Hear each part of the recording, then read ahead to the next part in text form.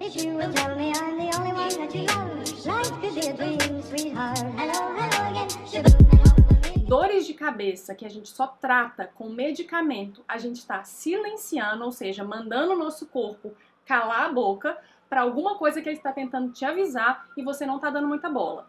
Fora que as dores de cabeça, quando elas são muito intensas, né? Ou seja, quando pega realmente e vira uma enxaqueca, ou quando você tem isso com uma constância, isso afeta até a nossa vida, afeta as nossas atividades e, inclusive, isso traz prejuízos para várias outras coisas, até no nosso trabalho, na nossa atividade física, nas nossas relações pessoais, porque acaba nos limitando demais.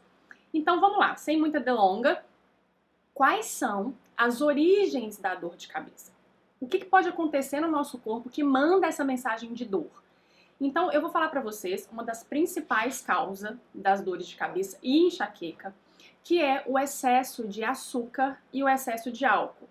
Provavelmente vocês vão falar, eu já sabia disso, quando eu bebo muito eu tenho ressaca e tenho dor de cabeça.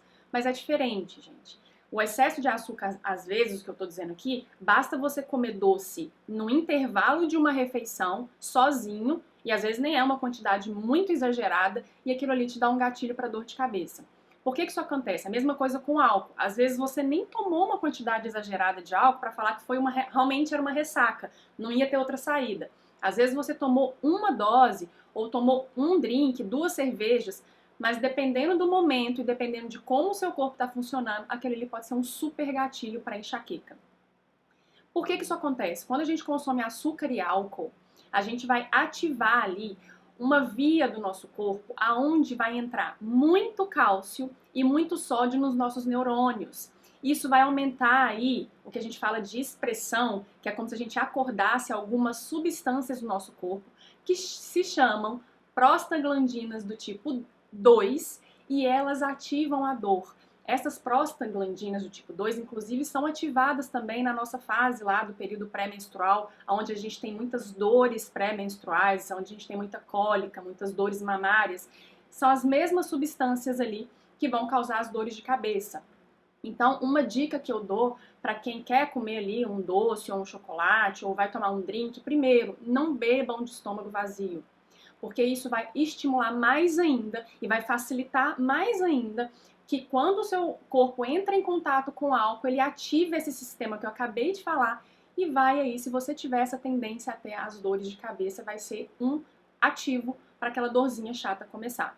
Então, a gente aconselha sempre a fazer o consumo de algum alimento mais doce depois das refeições. Então, os melhores horários, inclusive até para a gente ter controle desse pico de glicose que o doce vai gerar. E claro, né, gente, cuidado com o tipo de doce também que você está consumindo, porque às vezes o doce realmente é um doce que tem muito açúcar ou que tem muito leite naquele doce e você vai juntar 2 alimentos que podem ser gatilhos para dores de cabeça, tá? Então um chocolate 70, um chocolate 80, ou até para quem tem muita dificuldade, um chocolate 60, ou cuidado na quantidade também, e sempre após as refeições, se isso for um gatilho para você. Tem pessoas que conseguem comer 20, 25 gramas de chocolate 70% cacau no meio da tarde, tomando um chá ou tomando um café e não tem dor de cabeça. Então isso é muito individual também. Então essa é a primeira situação. E só por curiosidade aqui, que eu esqueci de falar no início do vídeo, e eu fiz uma pesquisa antes de montar esse vídeo para vocês e eu fiquei impressionada que vocês sabiam que 1 bilhão de pessoas no mundo sofrem com dor de cabeça? É muita gente que tem esse sintoma e provavelmente vai passar a vida inteira tendo esse sintoma achando que isso é uma coisa comum. E no Brasil, 30 milhões de pessoas sofrem com enxaqueca e dor de cabeça. Gente, eu fiquei impressionada com o número. Foi uma pesquisa feita em janeiro desse ano pela OMS, então achei muito interessante, porque é uma pesquisa recente. A única coisa que eu não achei tão interessante é que, claro, a pesquisa dá como solução o uso de medicamentos. E o que eu vou dar de solução são coisas naturais que resolvem demais. Inclusive, tem vários pacientes que tinham a queixa principal quando vieram na primeira consulta de melhorar essas dores de cabeça, essas enxaquecas crônicas, que já tinham feito vários tratamentos e não tinha resolvido. E a nutrição ajudou muito. Tanto, às vezes, em a pessoa não ter mais, o que é, assim, nosso objetivo maior, quanto ter muito mais espaçado, ou seja, Nessa pesquisa que eu li do OMS, eles consideram que essas crises, né, de severidade, quando elas acontecem uma ou mais vezes na semana, é considerado já um estado de severidade. E quando elas acontecem também a cada 15 dias, 20 dias, é um processo mais equilibrado ali, ou seja, como se estivesse no meio termo. E mais distante do que isso, é um processo mais leve, embora eu considere que se durante o ano você tem 8, 10, 12 crises de enxaqueca, isso é muita coisa. Isso significa que todo mês você teve uma resposta inflamatória. E por que eu tô falando disso? Porque as dores de cabeça, elas são um marcador de inflamação. Então isso tem que ficar muito claro pra gente. Isso é um sinal, é um alerta do nosso corpo, que o nosso corpo está inflamando com alguma coisa. E normalmente é alguma coisa que a gente faz na nossa rotina. Porque se a gente fizesse isso muito esporádico, você teria dor de cabeça ou enxaqueca também muito esporádico. Então fiquem alerta para esse sinal aí de inflamação. Então eu falei uma das primeiras causas, que é o excesso de álcool e excesso de doce, ou consumir esses alimentos aí de forma isolada. A segunda causa é o excesso de alimentos histamínicos. Então o que é isso, Mafê? Os alimentos histamínicos são alimentos que têm uma característica de liberar ali após o nosso processo digestivo, ou às vezes nem chega até o final do processo digestivo, de tão rápido que é essa sensibilidade, de aumentar a nossa produção de histamina. Histamina é uma substância que a gente produz no corpo e que está muito relacionada com toda a nossa sintomatologia de alergias, coceira, vermelhidão, nariz escorrendo. Quem aí já comeu alguma coisa ou já entrou em contato com alguma poeira, pelo de animal e ficou todo coçando, espirrando, enfim, isso é uma liberação de histamina.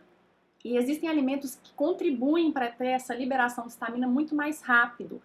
E quando a gente não tem muito controle sobre essa liberação de histamina, e no início do vídeo eu falei para vocês que eu gosto muito de trabalhar com genética, e existe um gene que chama DAO, diaminooxidase. É importante a gente saber essas coisas, vocês não precisam memorizar esses nomes, são nomes mais complicados, eu sei que ninguém aqui nunca nem ouviu falar nisso, mas por que é interessante saber? Para vocês entenderem de onde vêm as coisas. E por que só não tomar um remédio? Porque esse remédio não vai lá no seu gene e vai modular aquela resposta. Ele só vai te dar aquela qualidade ali momentânea de não ter a dor de cabeça. Mas depois aquilo ali vai voltar. Então, quando a gente tem a alteração genética nesse gene que chama DAO, a gente não consegue controlar essa quantidade de histamina circulante. É como se a gente perdesse esse controle. E aí quando você estimula a produção com algum alimento mais histamínico, você vai ter muita histamina e ela também vai estimular ali a nossa vasodilatação e isso pode aumentar as dores de cabeça. Então só para vocês terem uma ideia, os alimentos que mais têm histamina são os queijos mais amarelados, o vinho, por isso que muita gente junta duas coisas, o álcool e por ser o vinho, então quando toma muito vinho tem às vezes muita dor de cabeça, então os queijos amarelos, vinhos, principalmente vinho tinto, chocolate é o nosso amado chocolate, mas para algumas pessoas ele é muito gatilho sim, para dor de cabeça. Alguns alimentos cítricos, né, então limão, lima, acerola, algumas pessoas têm essa resposta de ter dor de cabeça quando toma shot de limão ou quando a alimentação está mais ácida, a pessoa tem essa resposta. Peixes, principalmente os peixes congelados, os embutidos, gente, embutido é muito ruim para a saúde em geral, tá? Mesmo para quem não tem dor de cabeça nem enxaqueca. E eles têm essa capacidade de aumentar a nossa produção de histamina, fora que eles são péssimos para a nossa saúde intestinal. Então, tirem isso da vida de vocês, de qualquer forma, tendo ou não tendo dor de cabeça. Berinjela, tomate, os grãos, os nossos amados grãos, lentilha, grão de bico. Então isso, gente, é uma coisa mais individual também. Não precisa tirar todos esses alimentos que eu falei da vida de vocês. Vai percebendo. Nossa, eu tive muita dor de cabeça hoje. Será que foi alguma coisa que eu comi?